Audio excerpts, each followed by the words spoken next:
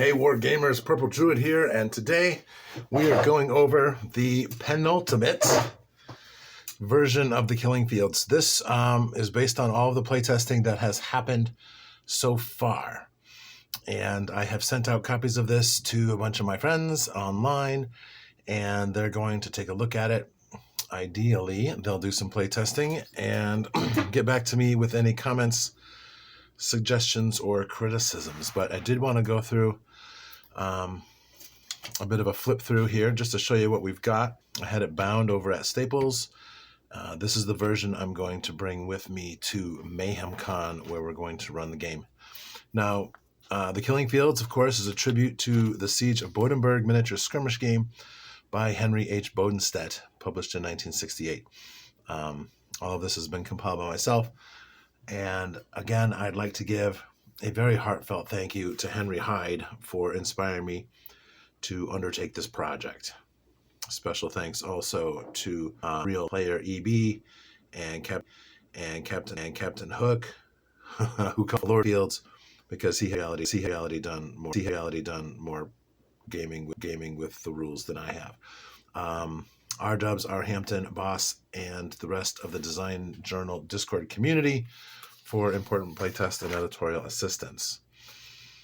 Table of contents fits on 2 pages. I did what I could to make 2-page spreads so that it's easy to understand here. We have an introduction. Why another miniature war game? We also have right here at the beginning, and this booklet, this rule set is designed for newcomers to wargaming. While looking at and learning how to play chainmail, it became very apparent that you needed to be an experienced wargamer to understand where some of the holes were in the rules and how to fill them.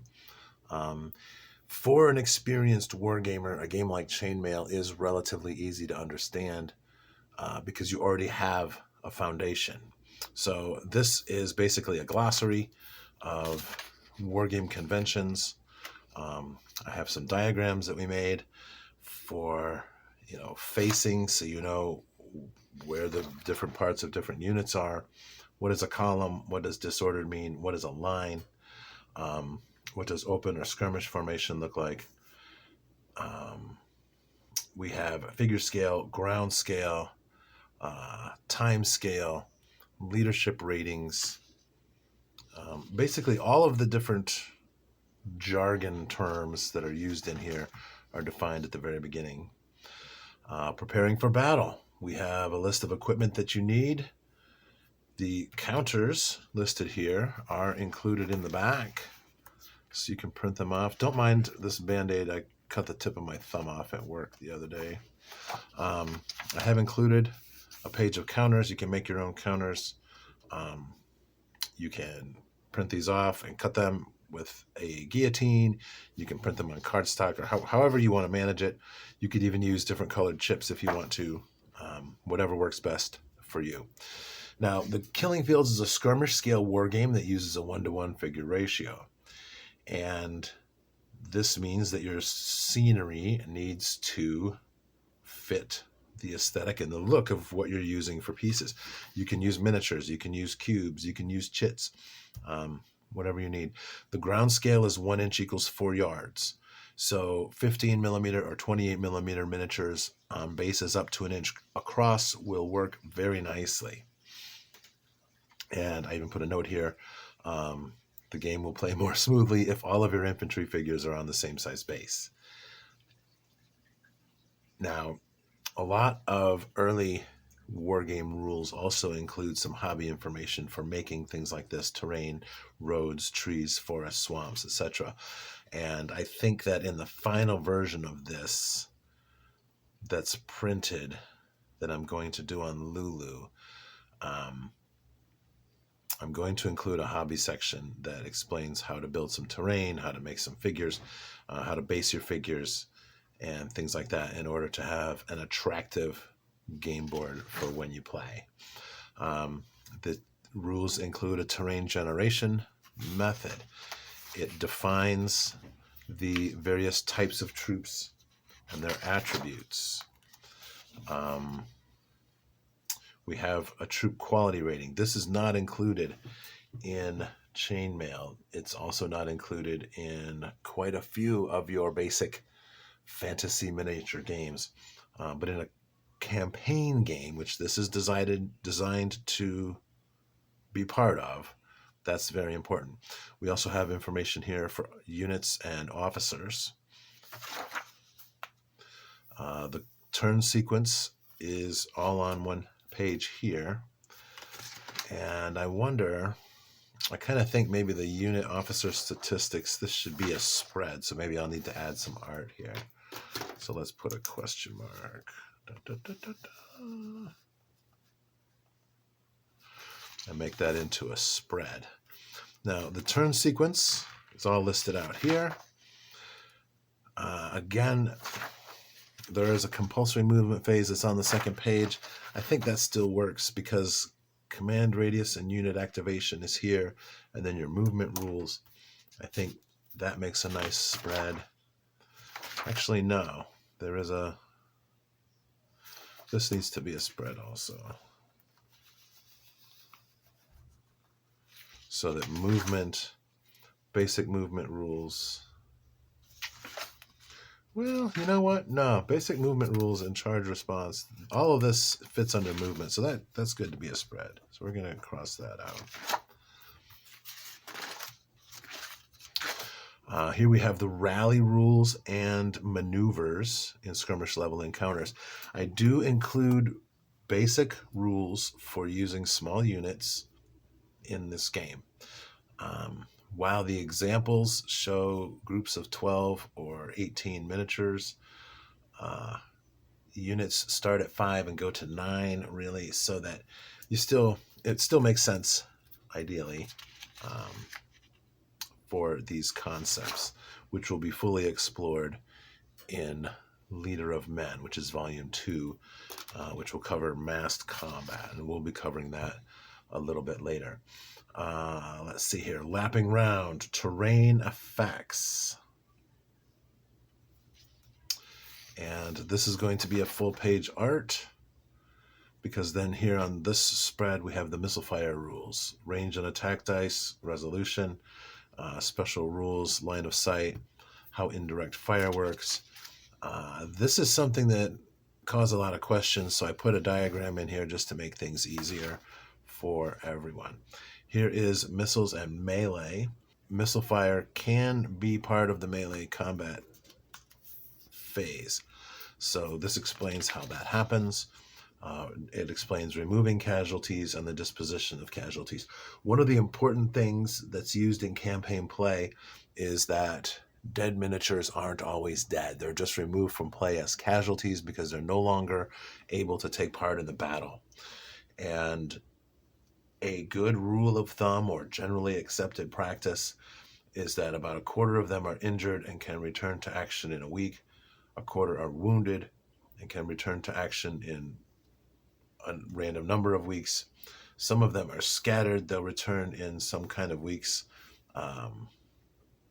For example, veteran troops will return in D-average -3 weeks. So veteran troops who are scattered may return immediately. And then about a quarter of your troops who are removed as casualties are indeed dead. So that is the format that we're going to use for Killing Fields campaigns. Melee combat begins on this page, and step 4 of the turn sequence is to check the valor of figures and units in base contact. And that is where combat begins. And unlike other games, the Killing Fields and Siege of Bodenberg begin with a valor table where you check the morale of your fighter before they actually fight. So once the two units come together, or two figures come together, you'll roll on this table with an odds ratio here. So if you have, say, armored foot, which has a might of 3, versus heavy foot, which has a might of 2, you'll roll on the 3-2 column. The lower numbers are worse for the defender, and the higher numbers are worse for the attacker. So that's how the entire table works. There is about a 40 or 50% chance of having melee, depending on your odds. And as the odds get much worse, when it's 4-1, the defender is going to withdraw or rout or be destroyed immediately or be captured. So you don't even have to really have the melee. You don't even have to roll any additional dice to do that. We have some modifiers for the Valor table, and then this explains all of the results for the Valor table. So again, this makes a nice spread. A Valor table example, and then we have the melee combat sequence immediately after. Who strikes first? Melee combat is generally simultaneous. However, a figure with a longer weapon will strike before the figure with a shorter weapon in the initial round of melee.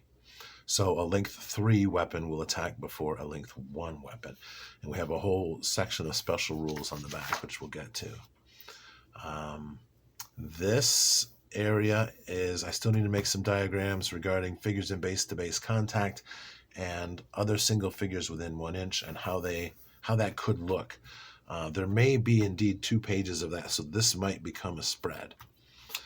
Here we have rules for unit versus unit melee, withdrawal and pursuit, and then different special situations for a withdrawal or a route that is blocked. A lot of these things came up in our chainmail play-by-post games, and so I wanted to codify these in these rules so that people weren't struggling with them.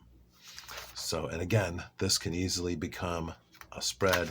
I can move this art to another page, bring this around here, and then we can have 2 pages of which models can fight. We have an example here for reinforcements. We have a melee combat example, another melee combat example, and here are our special combat rules. So we have long weapons.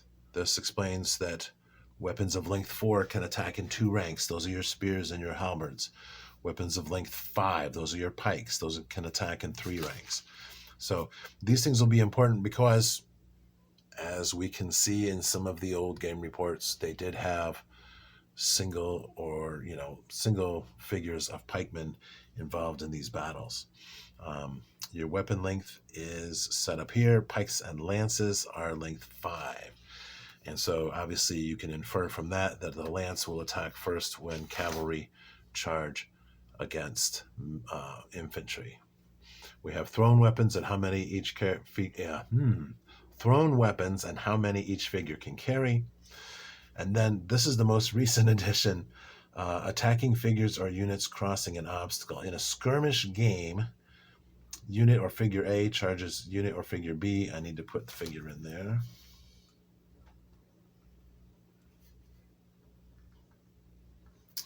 While B is crossing a stream or obstacle, you will subtract 2 points from the valor roll for B's result. If the result is a melee, unit A will cause 1 automatic hit, so you'll roll a d6 even before the other dice are thrown. So you can do damage to your opponent before you even roll the combat dice.